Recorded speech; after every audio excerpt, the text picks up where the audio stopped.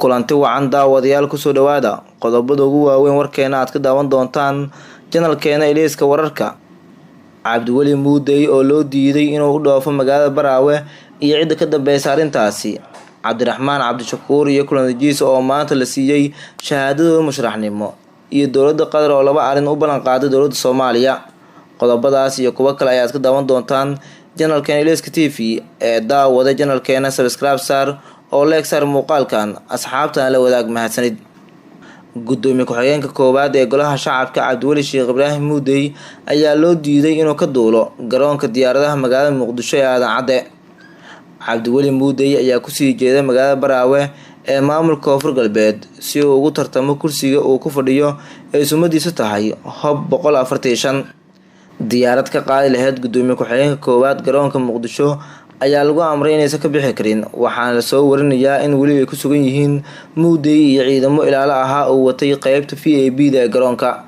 Wararka qaar ayaa sheegaya in tallaabada looga hor istaagay Muudey inuu ka dhoofo Muqdisho uu ka dambeeyo la taliyaha amniga qaranka Fahad Yaasiin oo la soo warinayo inuu hunguriyeynayo booska uu ku fadhiyo Muudey ee gudoomiye ku-xigeenka koowaad ee golaha shacabka. Kursiga uu ku fadhiyo Muudey ee Hob 145 ayaa waxaa si gaar ah loogu xiray Maxamed Weli Cabdullaahi Sheekh oo ka yimid dalka Australia.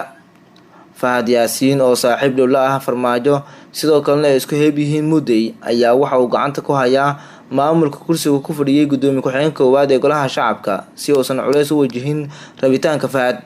Cabdiweli Sheekh Ibraahim Muudey gudoomiye ku-xigeenka koowaad ee golaha shacabka ayaa hadda wada calaacal xoogan ka hadalsiinta odayaal abwaano iyo dhalinyaro ku heeb ah kadib 5 sano markii lagu soo adeegtay ama lagu soo shaqaystay haddana taleefanka laga qaban waayay. Muudey ayaa garwadeyn weyn ka ahaa xubnihii lagu jabinayay gudoomiye Jawaari xilligii dagaalka lagu bixiyay ay ku hayeen Farmaajo iyo Kheyre.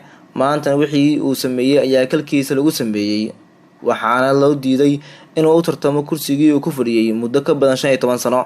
hadda xaaladda ayaa ku xun Muudey, darbiyada ayuu madaxa ku garaacayaa, wuxuuna qayb ka noqonayaa xubno badan oo loo diray nasiino dheer. Cabdiraxmaan Cabdishakuur iyo Kulanajiis ayaa maanta la siiyay shahaadada musharaxnimo ee xildhibaanimada golaha shacabka.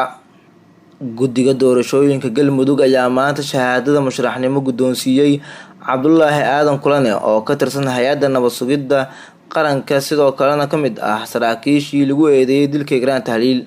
Cabdullaahi Kulane oo u sharaxan kursiga Hob 40 ayaa waxaa la tartamayo Xasan Cabdi Jaamac oo la rumaysan yahay inuu yahay musharax malxiis ah iyada oo la filayo inuu Kulanajiis ku soo baxo kursigaasi.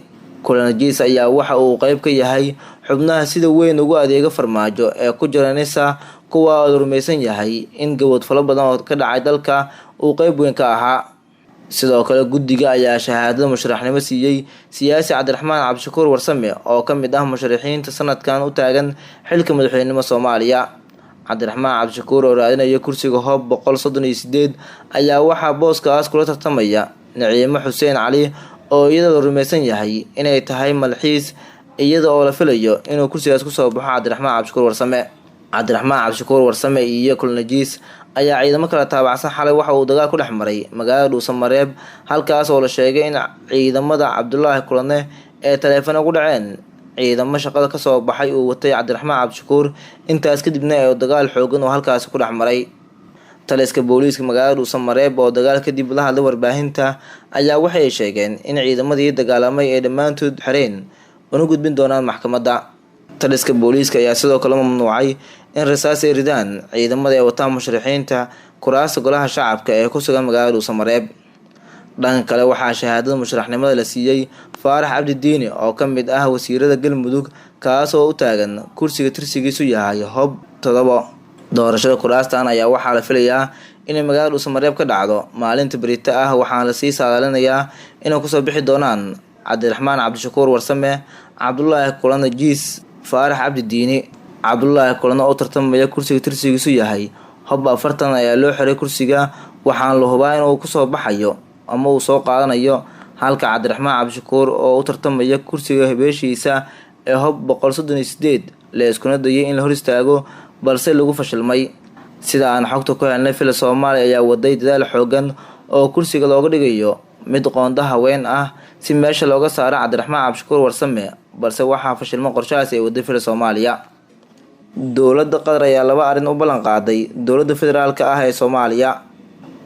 Wasiirka Wasaaradda Gaadiidka iyo Duulista Hawada Xukuumadda Xilgaarsiinta ah ee Soomaaliya Duraan Axmed Faarax ayaa xafiiskiisa ku qaabilay danjiraha dowladda Qatar u qaabilsan arrimaha Soomaaliya Xasan bin Xamse Haashim iyagoo ka wada hadlay arrimo dhowr ah.